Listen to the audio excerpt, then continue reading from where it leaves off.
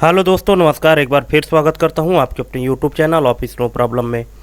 दोस्तों, महिला पर्यवेक्षक भर्ती से रिलेटेड आज हमारा ये चतुर्थ खंड का पार्ट 1 वीडियो है, जिसके अंतर्गत दोस्तों आज हम बाल विकास का परिचय से संबंधित कंप्लीट जानकारी आपको देने वाले हैं। जितने भी इसमें टॉपिक दिए गए हैं बाल विकास से रिलेटेड, इन सभी के बारे में दोस्तों मैंने एक एक टॉपिक को कवर किया है और टोटल हम आपको 150 क्वेश्चन देने वाले हैं। और बाल विकास से संबंधित दोस्तों आपको टोटल 12 नंबर के क्वेश्चन आने वाले हैं। तो 12 नंबर कवर करने के लिए दोस्तों मैंने आपको टोटल 150 क्वेश्चन दिए हैं, और 150 क्वेश्चन अगर आपने एक बार देख लिया तो आपके 12 नंबर कहीं भी नहीं जाने वाले हैं। अब दोस्तों 12 नंबर प्राप्त करने के लिए आपको इतनी पहल तो करनी ही पड़ेगी। और जो प्रीवियस वीडियो है, जो फर्स्ट, सेकंड और थर्ड जो खंड है, प्रथम खंड, द्वितीय खंड और तृतीय खंड, इनकी जो वीडियो है तो अपने इस वीडियो के डिस्क्रिप्शन में हम दे देंगे। तो डिस्क्रिप्शन में उनका लिंक आपको मिल जाएगा। और अगर आप डायरेक्ट हमारे यूट्यूब चैनल में जाकर देखना चाहते हैं तो ये हमारा यूट्यूब चैनल है ऑफिस नो प्रॉब्लम। यहाँ जाने के बाद आपको जब वीडियो सेक्शन में जाएंगे तो भी मिल जाएगा। यहाँ पूरी कंप्लीट सीरीज आपको मिल जाएगी। और दूसरा क्या है कि अगर आप प्ले लिस्ट में जाते हैं तो प्ले लिस्ट में आपको यहाँ से एक ऑप्शन मिलेगा, कॉम्पिटिटिव एग्ज़ाम MCQs हब नाम से एक प्ले लिस्ट बना है। यहाँ पे आपको कंप्लीट सीरीज मिल जाएगी। ठीक है, तो आज दोस्तों हम बाल विकास से संबंधित कंप्लीट ट्यूटोरियल आपके सामने लाने वाले हैं, और वीडियो में अंत तक बने रहिएगा। टोटल 150 क्वेश्चन है, मोस्ट इम्पोर्टेंट क्वेश्चन है, आप उनको ध्यान से देखिए और अपना जो प्रिपरेशन है उसको आप इवेलुएट करिए और कमेंट करके बताइएगा कि बाल विकास से संबंधित आपको टोटल कितने नंबर के सही हुए हैं। तो चलिए शुरू करते हैं।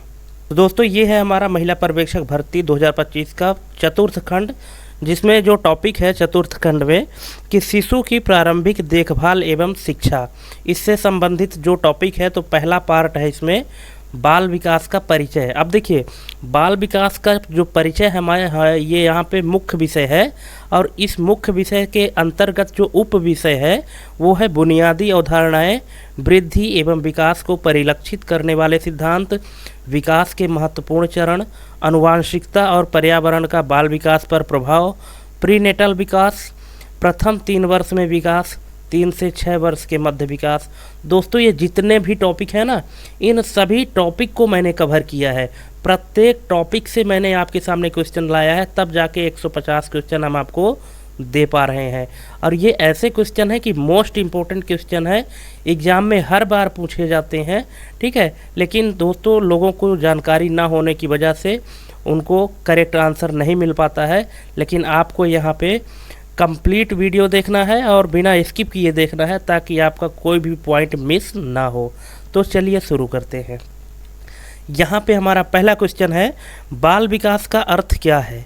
बाल विकास का अर्थ क्या है, तो ऑप्शन दिया है केवल शारीरिक विकास, मानसिक, सामाजिक, भावनात्मक और शारीरिक विकास, केवल भाषा का विकास, या केवल संज्ञानात्मक विकास। तो दोस्तों बाल विकास का जो अर्थ होता है वो सिर्फ शारीरिक विकास या भाषा का विकास या संज्ञानात्मक विकास बस नहीं होता। बाल विकास का मतलब होता है कि किसी भी बच्चे का मानसिक, सामाजिक, भावनात्मक और शारीरिक जो चारों 5 ये प्रकार के जो विकास होते हैं, इसी को बाल विकास कहा जाता है। किसी एक चीज़ का विकास बाल विकास नहीं कहलाता है। ठीक है, तो इसका राइट आंसर हो जाएगा ऑप्शन नंबर बी। अगला क्वेश्चन है कि बाल विकास की प्रमुख अवस्थाएं कितनी होती हैं। बाल विकास की जो प्रमुख अवस्थाएं हैं वो कितनी होती हैं, 5 अवस्थाएं। कौन कौन सी होती हैं, शैशवावस्था, बाल्यावस्था, किशोरावस्था, प्रौढ़ावस्था और वृद्धावस्था। आपको याद रखना है कि बाल विकास की प्रमुख 5 अवस्थाएं होती हैं, शैशवावस्था, बाल्यावस्था, किशोरावस्था, प्रौढ़ावस्था और वृद्धावस्था। अगला है, जीन पियाजे का संज्ञानात्मक विकास सिद्धांत कितने चरणों में विभाजित है। जो अब देखिए यहाँ पे क्वेश्चन किस तरह से बना हुआ है कि जीन पियाजे का संज्ञानात्मक विकास सिद्धांत। अब इसी में से आपको क्वेश्चन घुमा के पूछ सकता है कि संज्ञानात्मक विकास का सिद्धांत किसने दिया, और 2-4 मनोवैज्ञानिकों के नाम दे देगा। तो यहाँ पे आपको ध्यान रखना है कि जो संज्ञानात्मक विकास का सिद्धांत है वो किसने दिया है, जीन पियाजे ने दिया है। ठीक है, तो यहाँ जो क्वेश्चन बन रहा है कि जीन पियाजे का संज्ञानात्मक विकास सिद्धांत कितने चरणों में विभाजित है, तो ये टोटल 4 चरणों में है। और वो 4 चरण कौन कौन से हैं, संवेदी मोटर, पूर्व संक्रियात्मक, मूर्त संक्रियात्मक और औपचारिक संक्रियात्मक, ये 4 जो चरण है, 4 चरण में विकास के सिद्धांत को जीन पियाजे जी ने इसको कैटेगराइज किया है। अगला क्वेश्चन है, बालक का पहला सामाजिक संपर्क किससे होता है, शिक्षक, माता पिता, दोस्त या पड़ोसी। तो दोस्तों बालक का जो सामाजिक संपर्क होता है सबसे पहला तो जाहिर सी बात है कि माता पिता से होता है। ऑप्शन नंबर बी इसका राइट आंसर हो जाएगा। अगला क्वेश्चन है, विकास की प्रक्रिया का कौन सा नियम यह दर्शाता है कि विकास सिर से पैर की ओर होता है। अब यहाँ पे विकास की कौन सी प्रक्रिया है या कौन सा नियम है जो यह दर्शाता है कि विकास सिर से पैर की ओर होता है, तो इसका राइट आंसर हो जाएगा अधस्तः ऊर्ध्व नियम, जिसको सेफ लोकेडल सिद्धांत भी कहते हैं। दोस्तों आपके एग्जाम में अगर मान लीजिए कि अधस्तः ऊर्ध्व नियम नहीं रहता है, सेफ लोकेडल सिद्धांत रहता है, तो यहाँ पे आपको कंफ्यूज नहीं होना है। इसको अधस्तः ऊर्ध्व नियम भी कहते हैं और सेफ लोकेडल सिद्धांत भी कहते हैं। ठीक है, तो ये इसका राइट आंसर हो जाएगा ऑप्शन नंबर बी। अगला क्वेश्चन है, बच्चे का भाषा विकास किस उम्र में अधिक तेज होता है, अधिक तेज़ी से होता है किस उम्र में। तो ये होता है 2 से 5 वर्ष।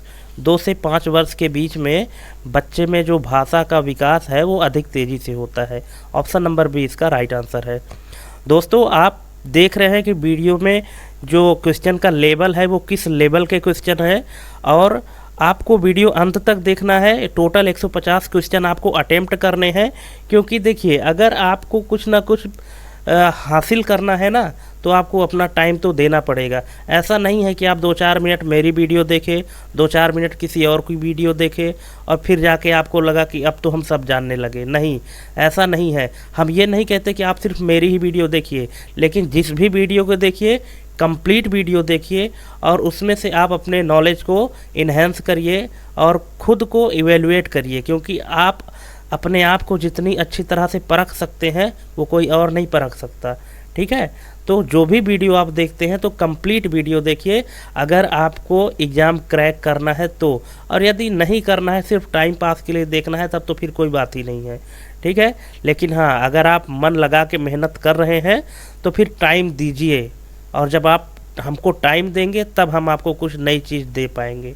ठीक है दोस्तों, तो अब इसमें आगे चलते हैं। अगला क्वेश्चन है, कौन सा कारक बाल विकास को प्रभावित नहीं करता है, पोषण, वंशानुक्रम, पर्यावरण या बालक की पसंदीदा cartoon film.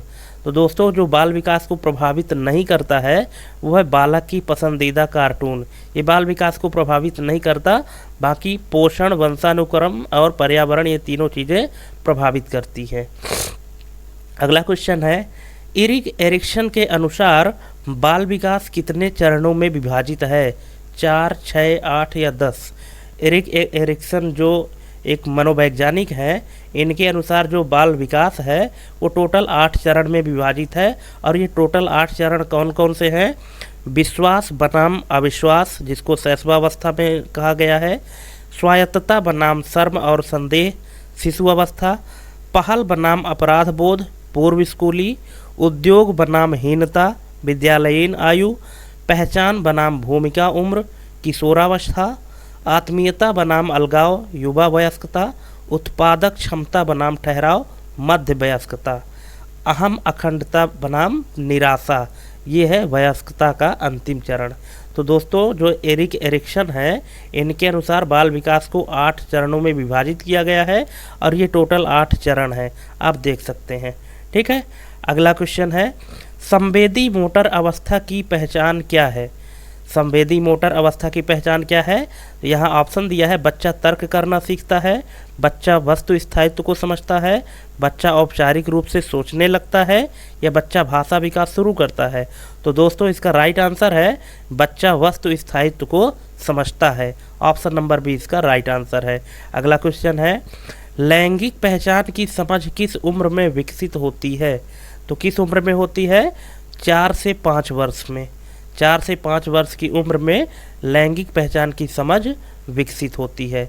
Option number C इसका राइट आंसर है। अगला क्वेश्चन है, बालकों के संज्ञानात्मक विकास में खेल का क्या महत्व है?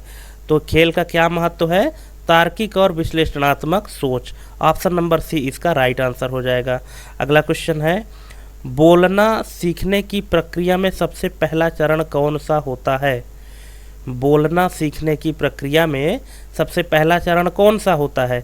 वाक्य बनाना, शब्दों का प्रयोग, ध्वनि निकालना जिसको बबलिंग कहते हैं, ये संपूर्ण भाषा का ज्ञान होना। तो दोस्तों, जो बोलना सीखने की प्रक्रिया है उसमें जो पहला चरण होता है, जैसे जो छोटा बच्चा होता है ना, तो बोलने के लिए सीखता है तो क्या करता है? वो कुछ भी बोलता है, मतलब समझ में नहीं आता है, उसको बबलिंग कहते हैं। ध्वनि निकालना, वो कुछ भी बोलता रहता है, मतलब बोलने की कोशिश करता है पर बोल नहीं पाता है, लेकिन हाँ बोलना सीखता है। तो ये ऑप्शन नंबर सी इसका राइट आंसर हो जाएगा। ये बोलने की सीखने की प्रक्रिया है, पहला चरण होता है बबलिंग। ऑप्शन नंबर सी इसका राइट आंसर हो जाएगा। अगला क्वेश्चन है, अनुकरण। अनुकरण बच्चे के विकास में किस रूप में सहायक होता है? अनुकरण बच्चे के विकास में किस रूप में सहायक होता है? मानसिक विकास, भाषा विकास, सामाजिक विकास या उपरोक्त सभी? तो दोस्तों, जो अनुकरण है ये उपरोक्त सभी, इसका जो राइट आंसर हो जाएगा। जो अनुकरण होता है तो बच्चे के विकास में सभी में सहायक होता है, मानसिक विकास में भी, भाषा विकास में भी और सामाजिक विकास में भी। उपरोक्त सभी इसका राइट आंसर हो जाएगा। अगला क्वेश्चन है, कौन सा सिद्धांत यह दर्शाता है कि बच्चा अपने अनुभवों से सीखता है? कौन सा सिद्धांत यह दर्शाता है कि बच्चा अपने अनुभवों से सीखता है? तो ये दर्शाता है संज्ञानात्मक विकास का सिद्धांत। और संज्ञानात्मक विकास का सिद्धांत किसने दिया है? जीन पियाजे जी ने दिया है। बिल्कुल राइट आंसर। ठीक है, तो यहाँ पे इसका राइट आंसर हो जाएगा संज्ञानात्मक विकास का सिद्धांत, ऑप्शन नंबर ए। अगला क्वेश्चन है, खेलों द्वारा बच्चों का कौन सा कौशल अधिक विकसित होता है? खेलों द्वारा बच्चों का कौन सा कौशल अधिक विकसित होता है? शारीरिक कौशल, संज्ञानात्मक कौशल, सामाजिक कौशल या उपरोक्त सभी? तो दोस्तों, इसका राइट आंसर है उपरोक्त सभी।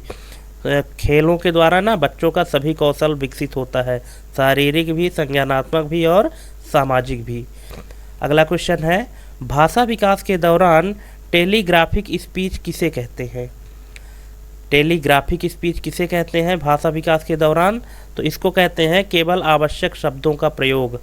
जैसे छोटा बच्चा जो होता है तो वो टेलीग्राफिक स्पीच करते, कैसे? जैसे अगर छोटे बच्चे को प्यास लगी है तो सिर्फ एक शब्द बोलता है, मम, या कि पानी। ये नहीं कहता कि मुझे प्यास लगी है, ये तो पूरा वाक्य हो गया। वो टेलीग्राफिक स्पीच के अंतर्गत आता है, जो सिर्फ आवश्यक शब्दों का प्रयोग करते हैं। अगर प्यास लगी है तो एक अक्षर बोल, मतलब एक शब्द बोल दिया, मम बोल दिया या पानी बोल दिया, है ना, कुछ भी बच्चे बोलते हैं, तो वो टेलीग्राफिक स्पीच के अंतर्गत आता है। तो इसका राइट आंसर हो जाएगा केवल आवश्यक शब्दों का प्रयोग। अगला क्वेश्चन है, भावनात्मक बुद्धिमत्ता किससे संबंधित है? भावनात्मक बुद्धिमत्ता किससे संबंधित है? तो यहाँ पे इसका राइट आंसर हो जाएगा दूसरों की भावनाओं को समझना। दूसरों की भावनाओं को समझना, ऑप्शन नंबर ए इसका राइट आंसर है। अगला क्वेश्चन है, विकास और वृद्धि में क्या अंतर है?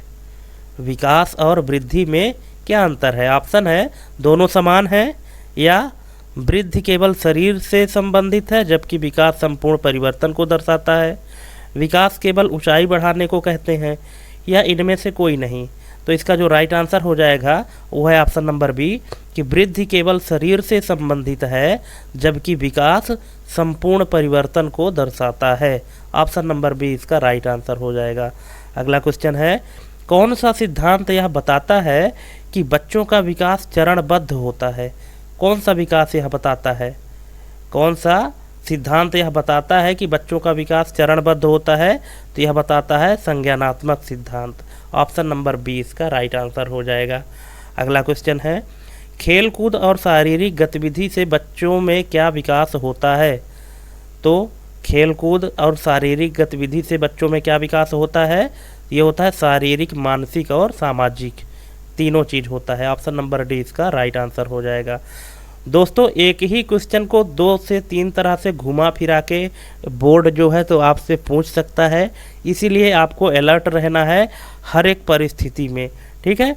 और हम आपको बार बार कह रहे हैं कि वीडियो बिना स्किप किए देखिएगा, और अगर आप वीडियो देखना स्टार्ट किए हैं तो कंप्लीट वीडियो देखिएगा, क्योंकि इसमें जो हमने क्वेश्चन का लेवल शामिल किया है तो बेसिक से लेकर के और एडवांस लेवल तक के क्वेश्चन हमने लिया है, जिसका मतलब करेक्ट आंसर गेस करना मुश्किल है, ठीक है। अभी आपको लग रहा होगा कि अभी तो नॉर्मल लेवल के क्वेश्चन है, लेकिन प्लीज़ वेट, आप धीरे धीरे देखते जाइए कि क्वेश्चन का लेवल क्या से क्या होने वाला है, ठीक है। और जो बोर्ड में जो एग्ज़ाम का पैटर्न है बाल विकास से संबंधित, तो इसी लेवल के प्रश्न आने वाले हैं, ठीक है।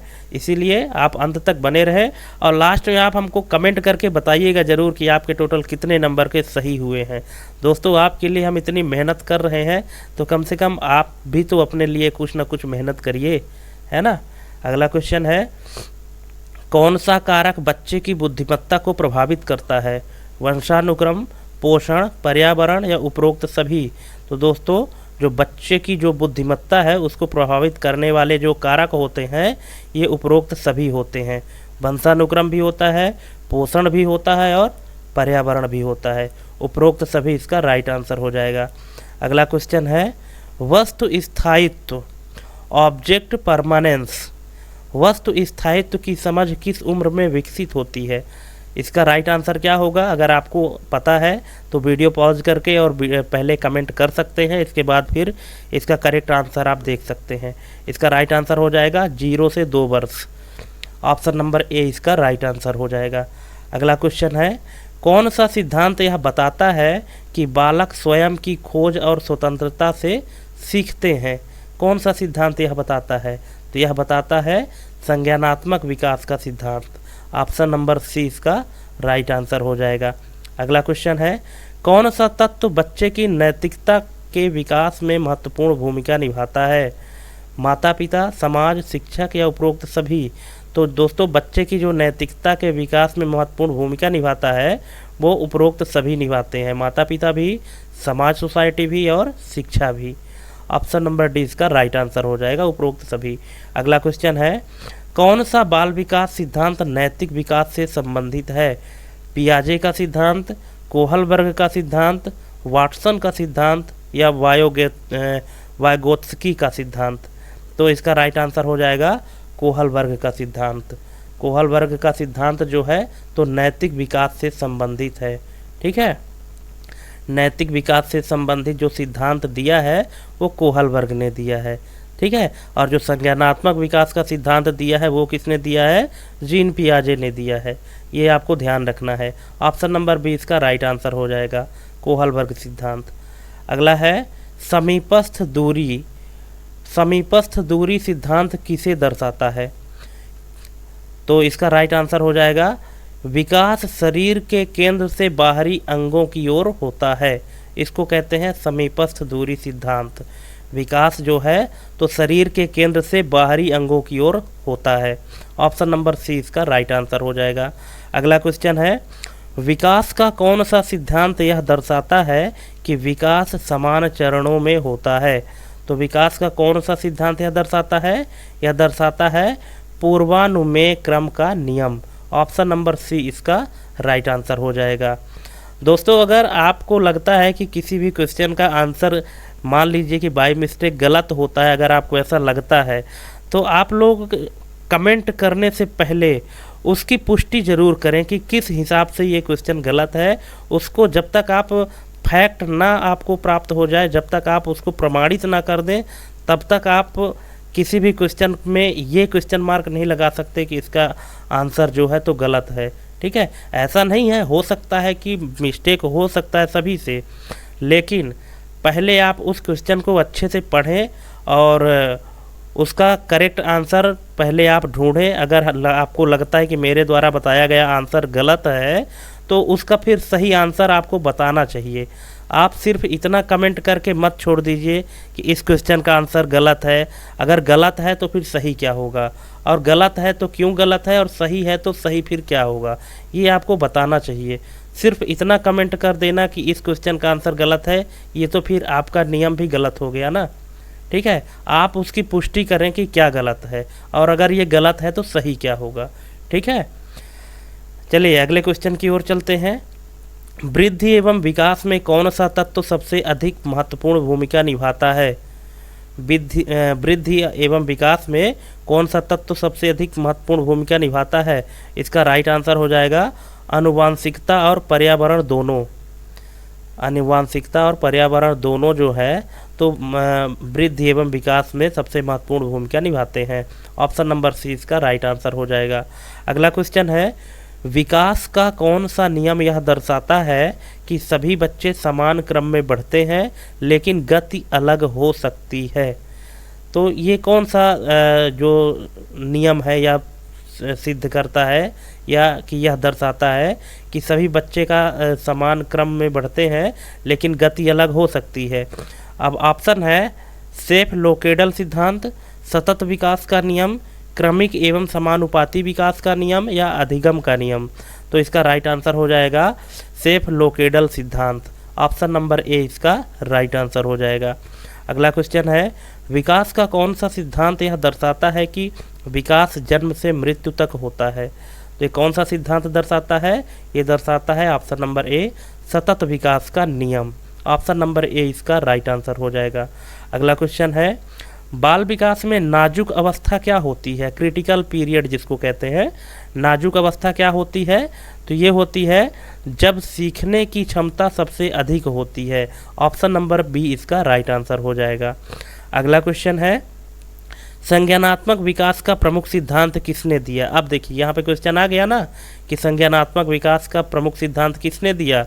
अब इसका आप आंसर आप ऑटोमेटिक लगा सकते हैं क्योंकि जीन पियाजे आप कई बार पिछले क्वेश्चन में कर चुके हैं। ठीक है, इसका राइट आंसर क्या होगा? जीन पियाजे। अगला क्वेश्चन है, कौन सा नियम यह दर्शाता है कि शरीर के विभिन्न अंग विकास के विभिन्न चरणों में अलग अलग दरों में विकसित होते हैं? तो ये क्वेश्चन आप एक बार फिर से पढ़ लें कि कौन सा नियम यह दर्शाता है कि शरीर के विभिन्न अंग विकास के विभिन्न चरणों में अलग अलग दरों में विकसित होते हैं? तो इसका जो राइट आंसर है वो है कि विकास की दिशा अधोगामी एवं शीर्षगामी होती है। ऑप्शन नंबर सी इसका राइट आंसर हो जाएगा। अगला क्वेश्चन है, बालक के विकास में सबसे महत्वपूर्ण भूमिका किसकी होती है? स्कूल, माता पिता और परिवार, टेलीविज़न और इंटरनेट, खेल के मैदान। तो बालक के विकास में जो सबसे महत्वपूर्ण भूमिका होती है वो होती है माता पिता और परिवार। ऑप्शन नंबर बी इसका राइट आंसर हो जाएगा। अगला क्वेश्चन है, बाल विकास में परिपक्वता जिसको मैच्योरिटी कहते हैं, बाल विकास में परिपक्वता का क्या अर्थ होता है? तो परिपक्वता का अर्थ होता है कि जन्म के बाद धीरे धीरे विकसित होने वाली स्वाभाविक प्रवृत्तियां ही मैच्योरिटी कहलाती है। ऑप्शन नंबर ए इसका राइट आंसर हो जाएगा। अगला क्वेश्चन है, कौन सा कारक शिशु की भाषा सीखने की क्षमता को प्रभावित करता है? पारिवारिक वातावरण, मानसिक परिपक्वता या सामाजिक संपर्क या उपरोक्त सभी? तो दोस्तों शिशु की जो भाषा सीखने की क्षमता को प्रभावित करने वाला कारक है वो उपरोक्त सभी हैं, पारिवारिक भी है, मानसिक भी है और सामाजिक भी है। अगला क्वेश्चन है, जीन पियाजे के अनुसार संज्ञानात्मक विकास में बच्चा कब औपचारिक संक्रियात्मक अवस्था में पहुंचता है? फॉर्मल ऑपरेशनल, औपचारिक संक्रियात्मक अवस्था में कब पहुंचता है? तो ये 11 वर्ष से अधिक की उम्र में, 11 वर्ष और उससे अधिक की उम्र में बच्चा जब होता है तब वो औपचारिक संक्रियात्मक में अवस्था में पहुंचता है। अगला क्वेश्चन है, कौन सा तत्व एक बच्चे के सामाजिक विकास में बाधा उत्पन्न कर सकता है? सकारात्मक पारिवारिक माहौल, समाज से कटाव, खुला संवाद या रचनात्मक गतिविधियां? इसका राइट आंसर हो जाएगा समाज से कटाव। ऑप्शन नंबर बी इसका राइट आंसर हो जाएगा। अगला क्वेश्चन है, बालकों में स्वतंत्रता की भावना विकसित करने के लिए क्या आवश्यक है? बालकों में स्वतंत्रता की भावना विकसित करने के लिए क्या आवश्यक है? कि उन्हें सीखने के अवसर देने चाहिए। ऑप्शन नंबर 20 का राइट आंसर है, सीखने के अवसर। अगला क्वेश्चन है, बालकों में नैतिक विकास का अध्ययन किसने किया? अब यहाँ पे देखिए फिर से क्वेश्चन रिपीट हुआ ना, कि बालकों में नैतिक विकास का अध्ययन किसने किया है? कोहलबर्ग, वागोत्स्की, थार्नडाइक या स्किनर? तो इसका राइट आंसर हो जाएगा कोहलबर्ग, क्योंकि इसके पहले भी हमने आपको बताया है, ठीक है, कि नैतिक विकास का जो अध्ययन है, बालकों में नैतिक विकास का अध्ययन, वो कोहलबर्ग ने किया है। ऑप्शन नंबर ए इसका राइट आंसर हो जाएगा। अगला क्वेश्चन है सांस्कृतिक संदर्भ, कल्चरल कॉन्टेक्स्ट। सांस्कृतिक संदर्भ बाल विकास में किस प्रकार सहायक होता है? यह भाषा और संचार को प्रभावित करता है, यह सामाजिक मूल्यों को सिखाने में मदद करता है, यह पहचान और आत्मनिर्भरता विकसित करता है, या उपरोक्त सभी? तो दोस्तों इसका राइट आंसर है उपरोक्त सभी। जो कल्चरल कॉन्टेक्स्ट होता है तो बाल विकास में इन सभी चीज़ों में सहायक होता है, ठीक है। भाषा और संचार को भी प्रभावित करता है, सामाजिक मूल्यों को भी सिखाता है, और पहचान और आत्मनिर्भरता भी विकसित करता है, इसलिए इसका राइट आंसर उपरोक्त सभी हो जाएगा। अगला क्वेश्चन है बालकों में भाषा विकास में कौन सा चरण सबसे पहले आता है? बालकों में भाषा विकास में कौन सा चरण पहले आता है? संकेत भाषा, दो शब्दों का उपयोग, वाक्य निर्माण या व्याकरणिक संरचना? तो दोस्तों बालकों में जो भाषा विकास होता है उसका पहला चरण है संकेत भाषा। जो छोटे बच्चे होते हैं ना, तो पहले वो कुछ बोल नहीं पाते हैं, तो वो इशारा करते हैं, संकेत करते हैं कि उनको क्या चाहिए। जैसे अगर पानी चाहिए, बोल नहीं पाते हैं तो इशारा करेंगे कि पानी चाहिए, पानी की ओर इशारा करेंगे, या कुछ भी, मतलब वो सांकेतिक भाषा का उपयोग करते हैं। तो भाषा विकास का जो पहला चरण है वो संकेत भाषा होता है, साइन लैंग्वेज, ठीक है। ऑप्शन नंबर ए इसका राइट आंसर है। अगला क्वेश्चन है किस कारक का प्रभाव बालकों की संज्ञानात्मक क्षमता पर पड़ता है? पोषण, मानसिक उत्तेजना, आनुवंशिकता या उपरोक्त सभी? इसका राइट आंसर है उपरोक्त सभी। सभी का प्रभाव जो है तो संज्ञानात्मक क्षमता पर पड़ता है। अगला क्वेश्चन है बाल विकास में खेल किस प्रकार सहायक होता है? यह केवल मनोरंजन का साधन है, यह संज्ञानात्मक और सामाजिक विकास को बढ़ावा देता है, यह बच्चे को आलसी बनाता है, खेल का बाल विकास से कोई संबंध नहीं है? क्या उत्तर होगा इसका? तो दोस्तों इसका राइट आंसर होगा ऑप्शन नंबर बी, यह संज्ञानात्मक और सामाजिक विकास को बढ़ावा देता है। ऑप्शन नंबर बी इसका राइट आंसर है। दोस्तों जितने भी क्वेश्चन हम आपको दे रहे हैं ये सभी डीप लेवल के क्वेश्चन है, मोस्ट इम्पोर्टेंट क्वेश्चन है, और ये प्रीवियस ईयर क्वेश्चन में भी आए थे, और ये हमेशा इस तरह के क्वेश्चन पूछे जाते हैं बोर्ड के द्वारा, तो उसी लेवल के क्वेश्चन हम आपको दे रहे हैं। इसीलिए आप वीडियो में अंत तक बने रहें। कंप्लीट 150 वीडियो आपको देखना होगा, और 150 में से आप अपना इवैल्यूएशन करके हमको करेक्ट आंसर बताइएगा कि आपके टोटल कितने क्वेश्चन सही हो रहे हैं, ठीक है। और वीडियो बिना स्किप किए देखिएगा, लगातार देखिएगा वीडियो, एक बार देखिए, दो बार देखिए, 4 बार देखिए, लेकिन बाल विकास इतना इम्पोर्टेंट टॉपिक है ना, लोग जितना इसको आसान मानते हैं उतना ही इसमें लटक जाते हैं, ठीक है, उतना आसान है नहीं। तो ये इसको आपको ध्यान में रखना है और उस हिसाब से आपको तैयारी करना है। चलिए अगले क्वेश्चन की ओर चलते हैं। अगला क्वेश्चन है विकास का व्यक्तिगत भिन्नता का नियम। विकास का व्यक्तिगत भिन्नता का नियम क्या दर्शाता है? ऑप्शन है सभी बच्चे एक ही गति से बढ़ते हैं, प्रत्येक बच्चा अपनी अनूठी गति से बढ़ता है, विकास केवल आनुवंशिकता पर निर्भर करता है, या विकास केवल माता पिता के प्रभाव से होता है। अब आप यहाँ पे जो क्वेश्चन है दोस्तों कि विकास का व्यक्तिगत भिन्नता का नियम, तो व्यक्तिगत भिन्नता का जो नियम है वो क्या दर्शाता है? इसका राइट आंसर क्या होगा?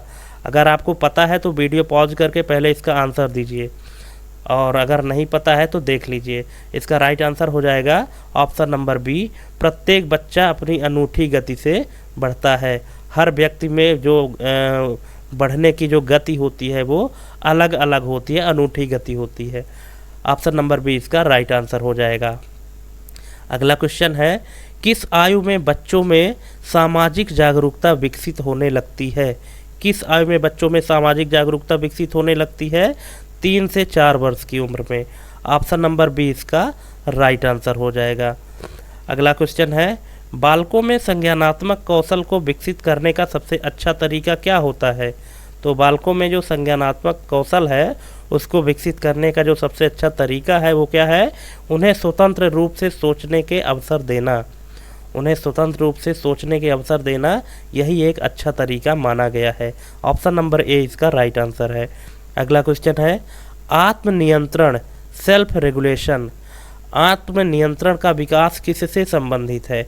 भावनात्मक विकास से, शारीरिक विकास से, भाषा विकास से या केवल स्कूल शिक्षा से?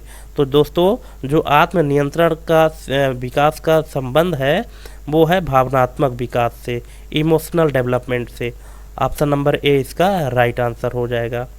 अगला क्वेश्चन है, मनोवैज्ञानिक विकास में कौन सा तत्व सबसे अधिक प्रभाव डालता है? माता पिता का समर्थन, शिक्षक की भूमिका, पारिवारिक माहौल या उपरोक्त सभी? तो इसका राइट आंसर है उपरोक्त सभी। मनोवैज्ञानिक विकास में इन सभी का अधिक प्रभाव डालता है। ठीक है। अगला क्वेश्चन है, शिशु अपनी माँ से सबसे पहले कौन सा बंधन विकसित करता है? सामाजिक बंधन, भावनात्मक बंधन, बौद्धिक बंधन या खेल संबंधी बंधन? तो इसका राइट आंसर है भावनात्मक बंधन। ऑप्शन नंबर बी इसका राइट आंसर हो जाएगा। अगला क्वेश्चन है, बालक कब समस्या समाधान की क्षमता विकसित करने लगता है? बालक समस्या समाधान की क्षमता कब विकसित करने लगता है? 5 से 6 वर्ष की उम्र में। ऑप्शन नंबर सी इसका राइट आंसर हो जाएगा। अगला क्वेश्चन है, शिशु का प्रथम सामाजिक संपर्क कब होता है? शिशु का प्रथम सामाजिक संपर्क कब होता है? जन्म के समय या 3 महीने बाद, 6 महीने बाद या 1 वर्ष बाद? तो इसका राइट आंसर है कि जन्म के समय। जन्म के समय से ही वो समाज के संपर्क में आ जाता है, भले ही वो कुछ नहीं जानता है लेकिन समाज के संपर्क में तो आ ही जाता है। ऑप्शन नंबर ए इसका राइट आंसर हो जाएगा। अगला क्वेश्चन है, नवजात शिशु किस प्रकार की क्रियाओं को सीखता है? नवजात शिशु किस प्रकार की क्रियाओं से सीखता है? मानसिक सोच से, अनुवांशिक गुणों से, अनुकृति और अनाभ्यास से, केवल औपचारिक शिक्षा से? तो दोस्तों इसका राइट आंसर क्या होगा? आप अगर आपके एग्ज़ाम में इस तरह का क्वेश्चन आता तो आप इसमें से किसको टिक करते? आप एक बार वीडियो पॉज करके और इसका एक बार आंसर तो कमेंट करें, इसके बाद फिर देखिए कि इसका क्या आपके द्वारा कमेंट किया गया आंसर क्या सही हो रहा है या नहीं। इसका राइट आंसर हो जाएगा अनुकृत और अनाभ्यास से। जो नवजात शिशु है उसमें जो किस प्रक्रिया से सीखता है? अनुकृत और अनाभ्यास से। ऑप्शन नंबर सी इसका राइट आंसर है। अगला क्वेश्चन है, विकास के कौन से चरण में बच्चा आत्मचेतना सेल्फ अवेयरनेस विकसित करना शुरू करता है? नवजात अवस्था, बाल्यावस्था, किशोरावस्था या प्रौढ़ावस्था? तो इसका राइट आंसर है बाल्यावस्था। जो सेल्फ अवेयरनेस होता है वो बाल्यावस्था से विकसित करना शुरू हो जाता है। ठीक है दोस्तों, यहाँ पे हम आपको एक क्वेश्चन दे रहे हैं कि बाल्यावस्था की जो उम्र होती है वो कितने वर्ष से कितने वर्ष के बीच में होती है? इसका आंसर आपको हमें कमेंट करना है। ठीक है, हालांकि इसका आंसर हमने अपने प्रथम खंड के वीडियो में आपको दिया है, अगर आप वो वीडियो देखे होंगे तो उसमें हमने आपको कंप्लीट बताया है, लेकिन फिर भी यहाँ पे आपको बाल्यावस्था का उम्र बताना है कि कितने वर्ष से कितने वर्ष के बीच की उम्र को बाल्यावस्था माना गया है। ठीक है, और अगर आप सभी का दे सकते हैं, नवजात अवस्था, बाल्यावस्था, किशोरावस्था, प्रौढ़ावस्था, तो आप सभी का कमेंट कर दीजिए, तब तो मज़ा ही आ जाएगा। ठीक है, लेकिन अगर सबका नहीं आता तो बाल्यावस्था का तो ज़रूर बताइएगा कि इसकी टाइमिंग क्या होती है, कितने वर्ष से कितने वर्ष के बीच में। ठीक, चलिए अगले क्वेश्चन की ओर चलते हैं। अगला क्वेश्चन है कि विकास की कौन सी अवस्था को प्रारंभिक सामाजिकरण की अवस्था कहा जाता है? किशोरावस्था, शैशवावस्था, बाल्यावस्था?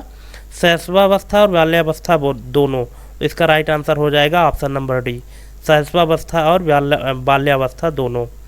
अगला क्वेश्चन है, नवजात शिशु की प्राथमिक संज्ञानात्मक प्रक्रिया कौन सी होती है? नवजात शिशु की प्राथमिक संज्ञानात्मक प्रक्रिया कौन सी होती है? तो ये होती है संवेदना और संवेदनात्मक प्रतिक्रियाएं। ऑप्शन नंबर सी इसका राइट आंसर हो जाएगा। अगला क्वेश्चन है, किस विकासात्मक चरण में बच्चा समाज में अपनी भूमिका को पहचानना शुरू करता है? तो ये पहचानना शुरू करता है किशोरावस्था में। ऑप्शन नंबर बी इसका राइट आंसर हो जाएगा।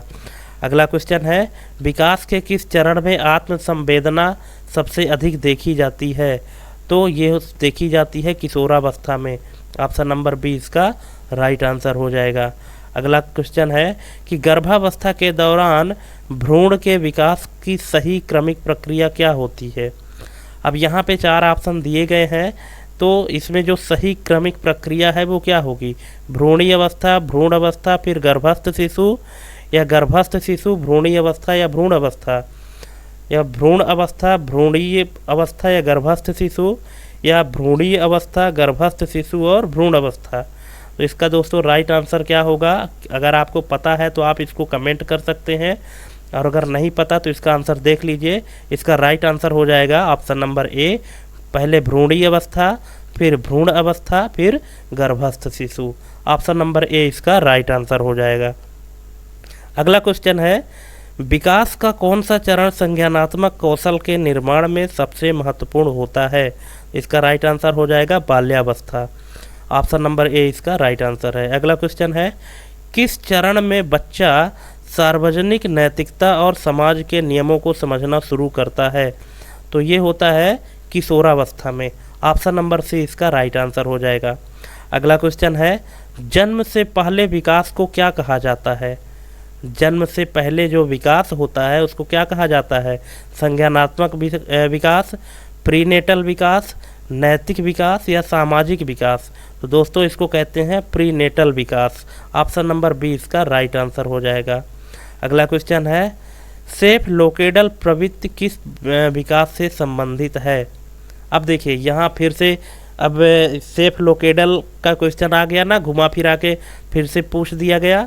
अब सेफ लोकेडल प्रवृत्ति किस विकास से संबंधित है, सिर से पाँव की दिशा में विकसित, केंद्र से बाहरी अंगों की ओर विकास, संज्ञानात्मक विकास या नैतिक विकास। अगर आप पिछले क्वेश्चन को ध्यान से पढ़े होंगे, उसका आंसर दिए होंगे, तो यहाँ पे आपको करेक्ट आंसर दिख रहा होगा। इसका करेक्ट आंसर क्या होगा दोस्तों, इसका करेक्ट आंसर होगा ऑप्शन नंबर ए, सिर से पाँव तक। ठीक है, सिर से पाँव तक में जो विकास होता है इसको सेफ लोकेडल प्रवृत्ति कहते हैं। ठीक है, ऑप्शन नंबर ए इसका राइट आंसर है। अगला क्वेश्चन है, बाल्यावस्था की कौन सी अवस्था खेल के माध्यम से सीखने के लिए महत्वपूर्ण होती है। तो इसका राइट आंसर है 3 से 6 वर्ष। 3 से 6 वर्ष की उम्र महत्वपूर्ण होती है खेल के माध्यम से सीखने के लिए, learning through play. Option number B.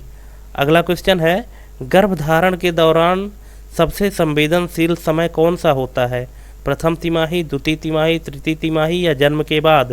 तो इसका राइट आंसर है प्रथम तिमाही, इसका राइट आंसर हो जाएगा।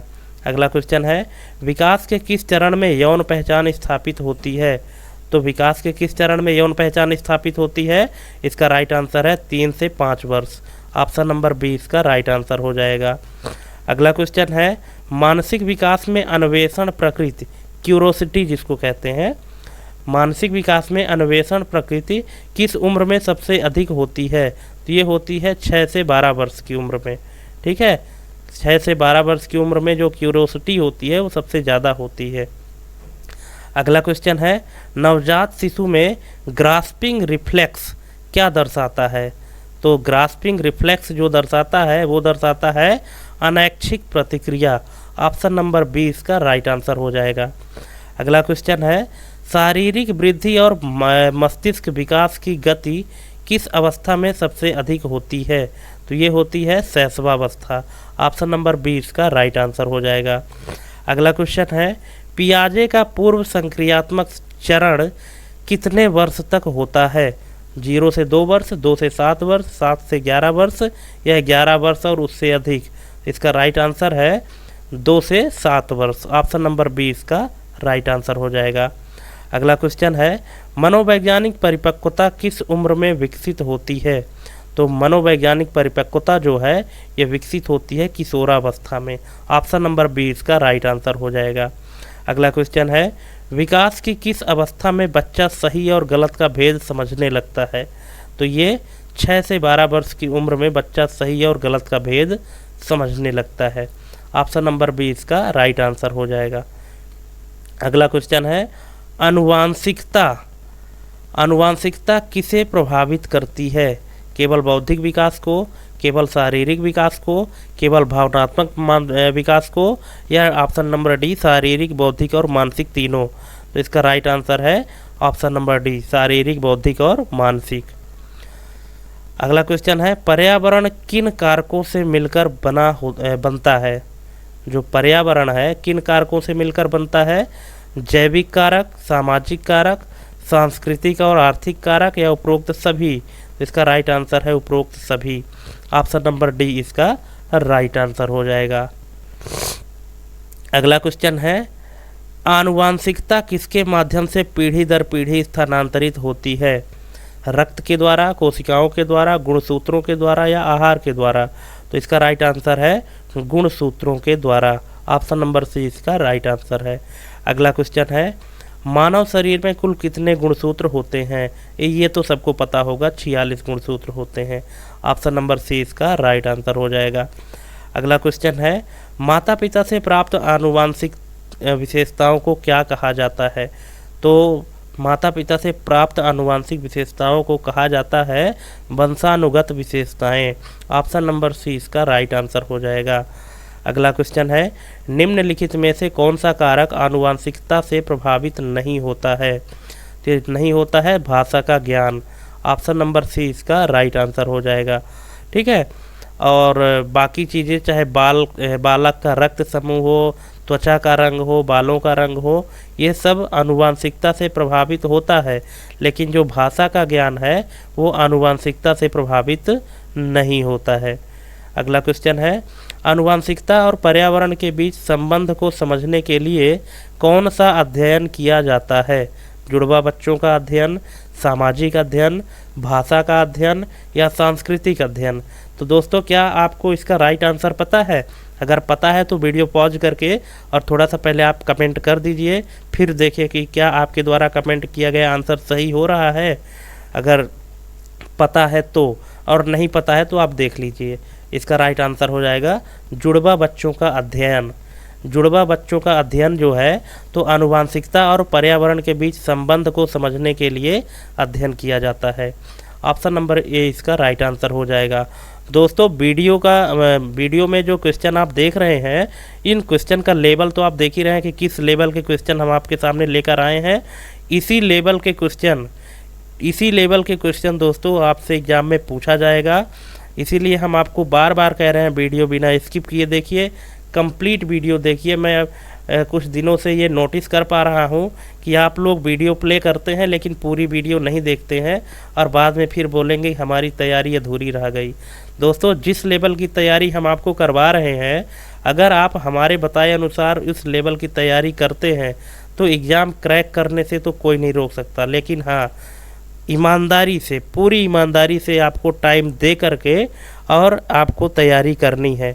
ऐसा नहीं है कि आप एक बार देखें और एक बार वीडियो देखें और उसको फिर भूल गए, ऐसा नहीं है। अगर आपको भूलने की समस्या है, आप कॉपी पेन लेके बैठिए, नोट्स भी बनाइए साथ में। ठीक है, एक बार देखिए, 2 बार देखिए, 4 बार देखिए। ठीक है, जो आपके मोबाइल में इंटरनेट डेटा मिलता है उसको आप दूसरी चीज़ों में मत खपत करिए ना, अगर आपको अभी ज़रूरत है तो।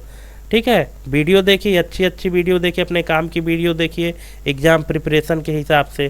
ठीक है, चलिए अगला क्वेश्चन है पर्यावरण के कौन से तत्व बालक के मानसिक विकास को प्रभावित करते हैं?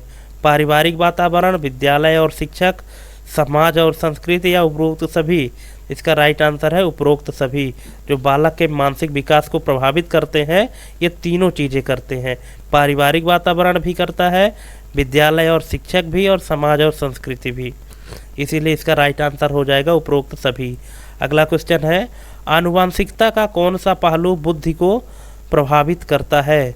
जीवन शैली, पोषण, आनुवांशिक संरचना, या शिक्षा।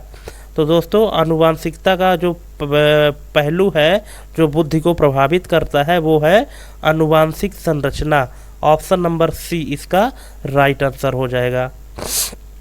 अगला क्वेश्चन है कि पर्यावरण का सबसे पहला प्रभाव बालक पर कहाँ पड़ता है?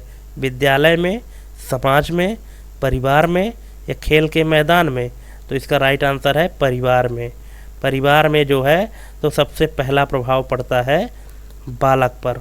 ठीक है, अगला क्वेश्चन है, जीन का मुख्य कार्य क्या होता है? जीन का मुख्य कार्य क्या होता है? वो कार्य होता है आनुवांशिक जानकारी संचित करना और स्थानांतरित करना। ऑप्शन नंबर बी इसका राइट आंसर हो जाएगा। अगला क्वेश्चन है, कौन सा तत्व बच्चे की व्यक्तिगत रुचियों और अभिवृत्तियों को प्रभावित करता है? ऑप्शन है आनुवांशिकता, पर्यावरण या दोनों, आनुवांशिकता और पर्यावरण, या इनमें से कोई नहीं। इसका जो राइट आंसर है वो है दोनों, आनुवांशिकता भी और पर्यावरण भी। ऑप्शन नंबर सी इसका राइट आंसर हो जाएगा। अगला क्वेश्चन है, किस मनोवैज्ञानिक ने आनुवांशिकता और पर्यावरण के प्रभाव का अध्ययन किया है? किस वैज्ञानिक ने आनुवांशिकता और पर्यावरण के प्रभाव का अध्ययन किया है? सिगमंड फ्रायड, जीन पियाजे, फ्रांसिस गैल्टन या स्किनर? तो इसका जो राइट आंसर हो जाएगा वो है option number C, Francis Galton. Francis Galton ने आनुवांशिकता और पर्यावरण के प्रभाव का अध्ययन किया है। Option number C. अगला क्वेश्चन है, भ्रूणी अवस्था में विकास को सबसे अधिक प्रभावित करने वाला पर्यावरणीय कारक कौन सा है? तो इसका राइट आंसर है माता का स्वास्थ्य और पोषण। ऑप्शन नंबर ए इसका राइट आंसर हो जाएगा। अगला क्वेश्चन है, कौन सा कारक मानसिक और संज्ञानात्मक विकास में अधिक योगदान देता है? आनुवांशिकता, पर्यावरण, दोनों समान रूप से या इनमें से कोई नहीं? तो इसका राइट आंसर है दोनों समान रूप से, आनुवांशिकता भी और पर्यावरण भी। अगला क्वेश्चन है, संवेगात्मक विकास मुख्य रूप से किस पर निर्भर करता है? तो जो संवेगात्मक विकास है, इमोशनल डेवलपमेंट है, ये मुख्य रूप से किस पर निर्भर करता है? ये करता है पारिवारिक वातावरण पर। ऑप्शन नंबर बी इसका राइट आंसर हो जाएगा। अगला क्वेश्चन है, किशोरावस्था में व्यवहारिक परिवर्तन किसके कारण होते हैं? व्यवहारिक परिवर्तन जो है तो किसके कारण होते हैं? तो ये सभी के कारण होते हैं। आनुवांशिकता भी होता है, हार्मोनल परिवर्तन भी होता है, सामाजिक दबाव भी होता है। इन सभी के कारण जो है तो व्यावहारिक परिवर्तन होता है, बिहेवियर चेंज होता है किशोरावस्था में। ठीक है, ऑप्शन नंबर डी इसका राइट आंसर हो जाएगा। अगला क्वेश्चन है, प्राकृतिक चयन, नेचुरल सिलेक्शन का सिद्धांत किसने दिया है? Francis Galton, Charles Darwin, Skinner या कोहलबर्ग? तो इसका राइट आंसर हो जाएगा चार्ल्स डार्विन ने दिया है प्राकृतिक चयन का सिद्धांत। ऑप्शन नंबर बी इसका राइट आंसर हो जाएगा। दोस्तों, आप वीडियो कंटिन्यू देखिएगा, बिना स्किप किए देखिएगा, और कितने आपने करेक्ट आंसर प्राप्त किए हैं ये आप हमको कमेंट करके ज़रूर बताइएगा। और एक चीज़ और बताइएगा हमको कमेंट करके कि जो क्वेश्चन का लेवल है, ये क्वेश्चन का लेवल आपको कैसा लगा? क्या आपको और हाई लेवल के क्वेश्चन चाहिए या ये लेवल सही है? आप हमको कमेंट करके ज़रूर बताइएगा, ठीक है? क्योंकि हमने तो वही लेवल उठाया है जिस लेवल का एग्ज़ाम में आने वाला है। लेकिन अगर आपको और टफ़ लेवल चाहिए या और इजी लेवल चाहिए, कैसा चाहिए, आप हमको कमेंट करके ज़रूर बताइएगा, ठीक है? अगला क्वेश्चन है, जन्म के बाद बालक की बौद्धिक क्षमता को सबसे अधिक कौन सा कारक प्रभावित करता है? जीन, समाज, शिक्षा और अनुभव या पोषण? तो इसका राइट आंसर है शिक्षा और अनुभव। ऑप्शन नंबर सी इसका राइट आंसर हो जाएगा। अगला क्वेश्चन है, आनुवांशिकता द्वारा प्राप्त विशेषताओं को किसके द्वारा परिवर्तित किया जा सकता है? शिक्षा, पोषण, सामाजिक परिस्थितियाँ, उपरोक्त सभी? इसका राइट आंसर है उपरोक्त सभी। ऑप्शन नंबर डी इसका राइट आंसर हो जाएगा। अगला क्वेश्चन है, जुड़वा बच्चों के अध्ययन में इंसानी विकास को समझने का मुख्य उद्देश्य क्या होता है? इसका जो मुख्य उद्देश्य है कि आनुवांशिकता और पर्यावरण के प्रभाव को समझना। ऑप्शन नंबर ए इसका राइट आंसर हो जाएगा। अगला क्वेश्चन है, अनुकूली विकास, एडाप्टिव डेवलपमेंट किस पर निर्भर करता है? जो अनुकूली विकास है वह किस पर निर्भर करता है? ये उपरोक्त सभी पर निर्भर करता है दोस्तों, आनुवांशिक गुणों पर भी, पर्यावरणीय परिस्थितियों पर भी और सामाजिक और पारिवारिक प्रभाव पर भी निर्भर करता है। इसीलिए जो एडॉप्टिव डेवलपमेंट है वो उपरोक्त सभी पर निर्भर करता है। अगला क्वेश्चन है, आनुवांशिकता और पर्यावरण की बहस में सामाजिक अधिगम का अधिक महत्व किसे दिया जाता है? आनुवांशिकता और पर्यावरण की बहस में सामाजिक अधिगम का सबसे अधिक महत्वपूर्ण महत्व किसे दिया जाता है? ये दिया जाता है पर्यावरण को। ऑप्शन नंबर बी इसका राइट आंसर हो जाएगा। अगला क्वेश्चन है, बच्चों के भाषा विकास पर पर्यावरण का क्या प्रभाव पड़ता है? ठीक है, तो यहाँ पे इसका जो राइट आंसर हो जाएगा वो है सामाजिक संपर्क और अनुभव भाषा को प्रभावित करते हैं। ऑप्शन नंबर सी इसका राइट आंसर हो जाएगा। अगला क्वेश्चन है, सामाजिक वातावरण किस प्रकार बच्चे के व्यक्तित्व को प्रभावित करता है? तो किस प्रकार से? सभी प्रकार से करता है, जितने भी दिए हैं। नैतिकता का विकास करता है, संचार कौशल को बढ़ाता है, समूह में कार्य करने की क्षमता विकसित करता है। ये उपरोक्त सभी इसका राइट आंसर हो जाएगा। अगला क्वेश्चन है, आनुवांशिकता बनाम पर्यावरण की बहस में परिपक्वता के सिद्धांत को किसने प्रस्तुत किया है? जो मैच्योरेशन थ्योरी है ये किसने दिया है? तो ये दिया है आर्नोल्ड गेजल ने। आर्नोल्ड गेजल एक मनोवैज्ञानिक है जिन्होंने परिपक्वता के सिद्धांत को प्रस्तुत किया है आनुवांशिकता बनाम पर्यावरण की बहस में। ऑप्शन नंबर ए इसका राइट आंसर हो जाएगा। अगला क्वेश्चन है, सांस्कृतिक सामाजिक विकास सिद्धांत किस मनोवैज्ञानिक द्वारा दिया गया था? तो जो सांस्कृतिक सामाजिक विकास सिद्धांत है ये दिया गया था लेव वाइगोत्स्की द्वारा। ऑप्शन नंबर बी इसका राइट आंसर हो जाएगा। अगला क्वेश्चन है, मनोवैज्ञानिक विकास के चरण का सिद्धांत किसने प्रस्तुत किया? तो ये किया है एरिक एरिक्सन ने। ऑप्शन नंबर ए इसका राइट आंसर हो जाएगा। अगला क्वेश्चन है, बुद्धि का द्विघटक सिद्धांत two factor theory of intelligence किसने दिया था? ऑप्शन है थॉर्नडाइक, गार्डनर, स्पीयरमैन या स्किनर। इसका राइट आंसर हो जाएगा स्पीयरमैन। ऑप्शन नंबर सी इसका राइट आंसर है, बुद्धि का द्विघटिक सिद्धांत। अगला क्वेश्चन है, बालक की बौद्धिक क्षमता आनुवांशिकता पर अधिक निर्भर करती है। स्टेटमेंट है कि बालक की बौद्धिक क्षमता आनुवांशिकता पर अधिक निर्भर करती है। यह किसका मत है? गार्डनर का है, स्पेयरमैन का है, गाल्टन का है या ब्रूनर का है? तो ये मत है गाल्टन का। ऑप्शन नंबर सी इसका राइट आंसर हो जाएगा। अगला क्वेश्चन है, भाषा अधिगम का व्यवहारवादी सिद्धांत किसने दिया? भाषा अधिगम का व्यवहारवादी सिद्धांत behaviourist theory of language learning, इसका जो सिद्धांत है तो किसने दिया है? वो दिया है स्किनर ने। ऑप्शन नंबर सी इसका राइट आंसर हो जाएगा। दोस्तों, किस लेवल के क्वेश्चन आप देख पा रहे हैं और ये लेवल कितना अच्छा है और इसी लेवल के क्वेश्चन आपको एग्जाम में पूछने वाले हैं, इसलिए क्वेश्चन को आपको ध्यान से पढ़ना है। एक बार में नहीं समझ में आता, 2 बार देखिए, 4 बार देखिए, रिपीट करके देखिए, लेकिन देखिए ज़रूर, ठीक है? तभी आपका ये कॉन्सेप्ट क्लियर होने वाला है। अगला क्वेश्चन है, और हाँ, वीडियो बिना स्किप किए देखिएगा। संज्ञानात्मक विकास का सिद्धांत किसने दिया? अब यहाँ फिर से थ्योरी ऑफ कॉग्निटिव डेवलपमेंट, जो संज्ञानात्मक विकास का सिद्धांत जीन पियाजे ने ही दिया है, सबको पता है। Option number A. अगला क्वेश्चन है, आत्म विकास का सिद्धांत किसने दिया? आत्म विकास, सेल्फ एक्चुअलाइजेशन, जो आत्म विकास का सिद्धांत है वो किसने दिया है? क्या आपको पता है इसमें से? मैस्लो, फ्रायड, एरिक्सन या वाइगोत्स्की? इसका राइट आंसर है मैस्लो। मैस्लो ने आत्म विकास का सिद्धांत दिया था, ठीक है? इनका पूरा नाम दोस्तों अब्राहम मैस्लो है, तो यहाँ सिर्फ मैस्लो लिखा है, बाकी पूरा नाम इनका अब्राहम मैस्लो है, ठीक है? अगला क्वेश्चन है, भाषा अधिगम के जन्मजात सिद्धांत का प्रतिपादन किसने किया? स्किनर, चॉम्स्की, ब्रूनर या थॉर्नडाइक? इसका राइट आंसर है चॉम्स्की। ऑप्शन नंबर बी इसका राइट आंसर हो जाएगा, चॉम्स्की। अगला क्वेश्चन है, मनोवैज्ञानिक व्यवहारवाद का जनक कौन है? तो मनोवैज्ञानिक व्यवहारवाद का जनक कौन है? शायद आपको पता होगा, तो इसका आंसर हमको कमेंट करिएगा पहले, इसके बाद फिर देखिएगा इसका करेक्ट आंसर। वीडियो पॉज करके और आप कमेंट करिए अगर पता है तो, नहीं पता है तो फिर देख लीजिए। तो मनोवैज्ञानिक व्यवहारवाद का जो जनक है उसको कहते हैं वाटसन को। Option number B, J B. Watson, ठीक है? इनका पूरा नाम जे.बी. वाटसन है।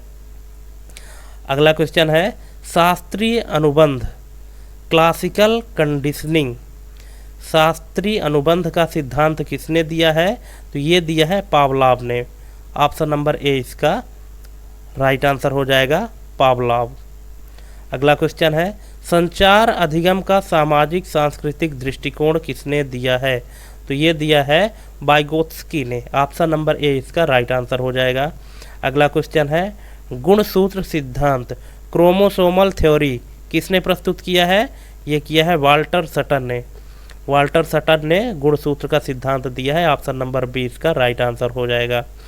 अगला क्वेश्चन है, बालक के व्यक्तित्व विकास में परिवार की भूमिका किस सिद्धांत के अंतर्गत आती है? पर्यावरणीय सिद्धांत, आनुवांशिक सिद्धांत, जैव सामाजिक सिद्धांत या सामाजिक अधिगम सिद्धांत? इसका राइट आंसर है सामाजिक अधिगम सिद्धांत। ऑप्शन नंबर डी इसका राइट आंसर हो जाएगा। अगला क्वेश्चन है, मनोविश्लेषणात्मक सिद्धांत के प्रवर्तक कौन है? साइकोएनालिटिक थ्योरी, मनोविश्लेषणात्मक सिद्धांत के प्रवर्तक कौन है? तो ये कौन है? Sigmund Freud. Option number B इसका राइट आंसर हो जाएगा, ऑप्शन नंबर बी। अगला क्वेश्चन है, सकारात्मक और नकारात्मक अनुकूलन का सिद्धांत किसने दिया? तो सकारात्मक और नकारात्मक जो अनुकूलन है, पॉजिटिव एंड नेगेटिव रीइंफोर्समेंट का सिद्धांत जो दिया है वो दिया है स्किनर ने। ऑप्शन नंबर ए इसका राइट आंसर हो जाएगा। अगला क्वेश्चन है, सामाजिक अधिगम सिद्धांत का प्रतिपादन किसने किया? तो सामाजिक अधिगम सिद्धांत का जो प्रतिपादन है वो किया है बंडूरा ने। ऑप्शन नंबर ए इसका राइट ऑप्शन है। दोस्तों कहीं कहीं बंडूरा का नाम मंडूरा भी आएगा, तो उसमें आपको कंफ्यूज नहीं होना है ना। कहीं बंडूरा लिखा रहता है, कहीं मंडूरा लिखा है, पर आपको यही ध्यान रखना है, बंडूरा या मंडूरा कुछ भी हो सकता है। अगला क्वेश्चन है, आईक्यू का सबसे प्रसिद्ध परीक्षण किसने विकसित किया है? आईक्यू बौद्धिक स्तर जो है, ठीक है, तो इसका सबसे प्रसिद्ध परीक्षण किसने विकसित किया है? ये इसका राइट आंसर है Alfred beneath. Option number A इसका राइट आंसर हो जाएगा। अगला क्वेश्चन है, अधिगम की प्रवृत्ति किस सिद्धांत से संबंधित है? थार्नडाइक का प्रभाव सिद्धांत, वाइगोत्स्की का सामाजिक विकास सिद्धांत, पावलाव का शास्त्रीय अनुबंध या ब्रूनर का खोजपरक अधिगम? तो दोस्तों अधिगम की जो प्रवृत्ति है वो संबंधित है थार्नडाइक का प्रभाव सिद्धांत से। ऑप्शन नंबर ए इसका राइट आंसर हो जाएगा। अगला क्वेश्चन है, मनोवैज्ञानिक परीक्षणों में आनुवांशिकता और पर्यावरण के प्रभाव का मूल्यांकन किस विधि द्वारा किया जाता है? तो यहाँ पे राइट आंसर हो जाएगा जुड़वा अध्ययन द्वारा। ऑप्शन नंबर बी इसका राइट आंसर है। अगला क्वेश्चन है, प्रीनेटल विकास कितने चरणों में विभाजित किया जाता है? तो जो प्रीनेटल विकास है वो विभाजित है 3 चरण में। ऑप्शन नंबर बी इसका राइट आंसर हो जाएगा। अगला क्वेश्चन है, निम्नलिखित में से कौन सा प्रीनेटल विकास का पहला चरण है? तो पहला चरण क्या होता है? जर्मिनल चरण, ठीक है, germinal stage. Option number C इसका राइट आंसर हो जाएगा। अगला क्वेश्चन है, प्रीनेटल विकास की अवधि कब शुरू होती है? जन्म के बाद, निषेचन के समय, गर्भधारण के दूसरे महीने से या भ्रूण के आकार बनने के बाद? तो ये है निषेचन के समय। ऑप्शन नंबर बी इसका राइट आंसर हो जाएगा। अगला क्वेश्चन है, भ्रूणीय चरण कितने सप्ताह तक रहता है? तो जो भ्रूणीय चरण है वो कितने सप्ताह तक रहता है? 3 से 8 सप्ताह। ऑप्शन नंबर बी इसका राइट आंसर हो जाएगा। अगला क्वेश्चन है, भ्रूण का सबसे महत्वपूर्ण विकास किस चरण में होता है? तो यह सबसे महत्वपूर्ण विकास होता है जो भ्रूण का, वो होता है भ्रूणीय चरण में। ऑप्शन नंबर बी इसका राइट आंसर होता है। अगला क्वेश्चन है, जर्मिनल चरण कितने सप्ताह तक रहता है? तो जर्मिनल चरण रहता है 0 से 2 सप्ताह। 0 से 2 सप्ताह का जो समय होता है वो जर्मिनल चरण का होता है। Option number A. अगला क्वेश्चन है, जर्मिनल चरण में कोशिका विभाजन की प्रक्रिया क्या कहलाती है? तो इसको कहते हैं दोस्तों मिटोसिस। मिटोसिस कहते हैं इसको। ऑप्शन नंबर बी इसका राइट आंसर हो जाएगा, ठीक है। अगला क्वेश्चन है, जर्मिनल चरण में भ्रूण को क्या कहा जाता है? तो इसको कहा जाता है ब्लास्टोसिस्ट। ऑप्शन नंबर बी इसका राइट आंसर हो जाएगा। अगला क्वेश्चन है, किस चरण में ब्लास्टोसिस्ट गर्भाशय की दीवार से जुड़ता है? तो ये जुड़ता है आरोपण चरण में, इम्प्लांटेशन, आरोपण में ये दीवार से जुड़ता है ब्लास्टोसिस्ट। अगला क्वेश्चन है, भ्रूण में प्लेसेंटा का विकास किस चरण में शुरू होता है? तो भ्रूण में जो प्लेसेंटा का विकास है वो किस चरण में शुरू होता है? जर्मिनल चरण में। ऑप्शन नंबर ए इसका राइट आंसर हो जाएगा। अगला क्वेश्चन है, भ्रूणी चरण में मुख्य रूप से क्या विकसित होता है? भ्रूणी चरण में क्या विकसित होता है? प्रमुख अंग और ऊतक। ऑप्शन नंबर ए इसका राइट आंसर हो जाएगा। अगला क्वेश्चन है, भ्रूणी चरण में विकास की किस प्रक्रिया के कारण हृदय और तंत्रिका तंत्र विकसित होते हैं? तो ऑप्शन है आर्गेनोजेनेसिस और गैस्टुलेशन, ब्लास्टुलेशन या मियोसिस। इसका राइट आंसर है इधर है आर्गेनोजेनेसिस। ऑप्शन नंबर ए इसका राइट आंसर हो जाएगा। दोस्तों थोड़ा सा अटपटा शब्द है, पढ़ ही नहीं पा रहे हैं, आप लोग समझ लीजिएगा। अगला क्वेश्चन है, न्यूरल ट्यूब किस चरण से बनती है? न्यूरल ट्यूब किस चरण में बनती है? तो इसका जो राइट आंसर हो जाएगा वो है भ्रूणी चरण में बनती है neural tube. Option number B इसका राइट आंसर है। अगला क्वेश्चन है, भ्रूणी अवस्था में कौन सा कारक सबसे अधिक संवेदनशील होता है? तो भ्रूणी चरण अवस्था में जो सबसे अधिक संवेदनशील होता है वो कारक है तंत्रिका तंत्र। ऑप्शन नंबर बी इसका राइट आंसर हो जाएगा। अगला क्वेश्चन है, भ्रूणी चरण में जन्मजात विकारों का मुख्य कारण क्या हो सकता है? तो इसका है आनुवांशिक कारक। ऑप्शन नंबर ए इसका राइट आंसर हो जाएगा। अगला क्वेश्चन है, भ्रूणी अवस्था के बाद भ्रूण को क्या कहा जाता है? भ्रूणी अवस्था के बाद भ्रूण को क्या कहा जाता है? इसको कहते हैं गर्भस्थ शिशु, इसको फेटस भी कहते हैं। ठीक है, गर्भस्थ शिशु कहा जाता है। भ्रूणी अवस्था के बाद जो भ्रूण होता है उसको गर्भस्थ शिशु कहा जाता है। अगला क्वेश्चन है कि नवजात शिशु का औसत जन्म वजन लगभग कितना होता है? औसत जन्म वजन लगभग कितना होता है नवजात शिशु का? औसत की बात कर रहा है ना, तो औसत में जो है तो 3 किलोग्राम। ऑप्शन नंबर सी इसका राइट आंसर है। अगला क्वेश्चन है, शिशु के दिमाग का लगभग 80% विकास किस उम्र तक हो जाता है? तो ये हो जाता है 3 वर्ष तक। 3 वर्ष तक 80% का विकास हो जाता है। ऑप्शन नंबर 20 का राइट आंसर है। अगला क्वेश्चन है, शिशु सामान्यतः पहली बार कब मुस्कुराना शुरू करता है? जन्म के तुरंत बाद, 2 से 3 सप्ताह में, या 6 से 8 सप्ताह में, या 12 सप्ताह में? इसका राइट आंसर है 6 से 8 सप्ताह में पहली बार शिशु मुस्कुराना शुरू करता है। अगला क्वेश्चन है, दोस्तों वीडियो बिना स्किप किए देखिएगा, मैं बार बार बोल रहा हूँ, और टोटल 150 तक देखने के बाद फिर आपको इवेलुएट करके बताना है कि टोटल कितने नंबर के आपके सही हुए हैं और कितने गलत हुए हैं, ये भी बताना है। ठीक है, ये क्वेश्चन है, माइलिनेशन प्रक्रिया मुख्य रूप से किस विकास को प्रभावित करती है? तो ऑप्शन है मोटर कौशल विकास को प्रभावित करती है। राइट आंसर है ऑप्शन नंबर बी। अगला क्वेश्चन है, औसतन शिशु कब माँ या पापा जैसे सरल शब्दों बोलना शुरू करता है? तो जो शिशु है तो औसतन कब माँ या पापा जैसे सरल शब्दों को बोलना शुरू करता है? 9 से 12 महीने में। ठीक है, 9 महीने से 12 महीने के बीच में ही माँ या पापा जैसे सरल शब्दों को बोलना शुरू करता है लगभग। अगला क्वेश्चन है, एक शिशु सामान्यतः कब बिना सहारे बैठने में सक्षम होता है? तो ये कौन सा है? 6 महीने में। ऑप्शन नंबर 20 का राइट आंसर हो जाएगा।